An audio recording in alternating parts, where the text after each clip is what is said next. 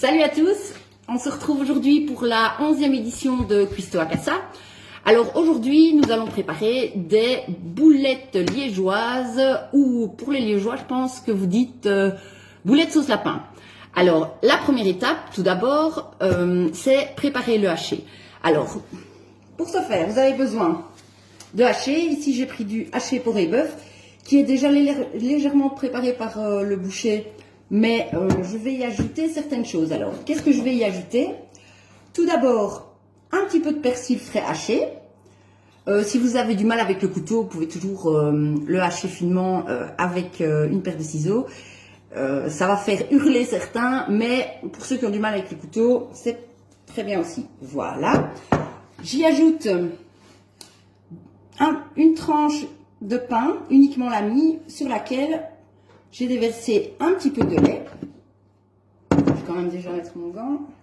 Sinon, ça va être super carnage. Alors, le gant. Voilà. Donc, une fois que le pain est bien imprégné de lait, direction le haché. Un jaune d'œuf. Je ne sais plus si je vous ai dit, mais il y a plus ou moins l'équivalent de 1 kg de haché. Du sel. Non, du poivre et du sel. On peut à présent mélanger le tout. À la main, c'est beaucoup plus facile. On ne va pas commencer à chipoter avec une fourchette. Voici donc pour la préparation du haché.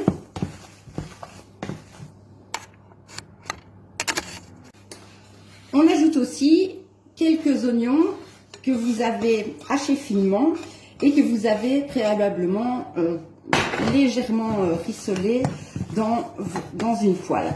Alors, pour la réalisation des boulettes, deuxième gant.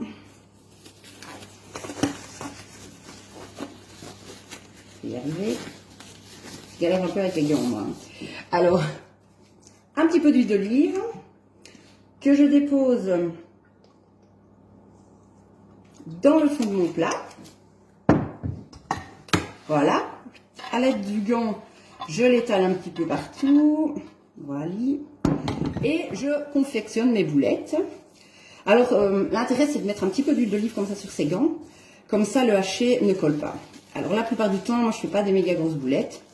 Je les roule à la main. Une première. Vous pouvez bien donner une belle forme aux boulettes comme ceci. Voilà, une deuxième boulette. Je termine les boulettes et je vous explique la suite, c'est-à-dire la sauce liégeoise. Alors, une fois que vous avez terminé vos boulettes, vous les placez au four pendant une vingtaine de minutes à 180 degrés. Hop, les boulettes au four.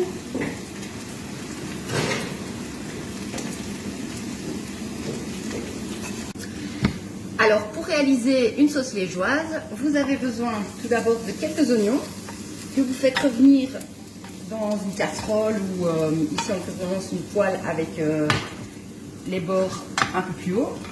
Qu'est-ce que vous y ajoutez une fois que vos oignons sont légèrement rissolés, qui commencent à devenir un petit peu bruns? Vous y ajoutez un peu d'eau.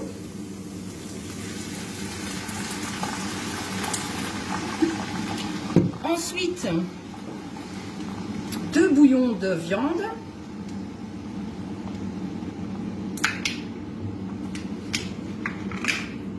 Je vais vous montrer ce que ça donne. Vous ajoutez 2 bouillons de viande, vous mélangez un petit peu.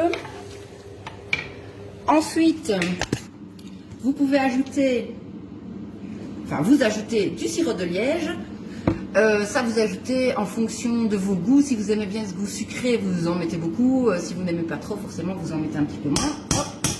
Je commence toujours par ne pas en mettre de trop. Ici, 2 petites cuillères, ça fera l'affaire pour commencer.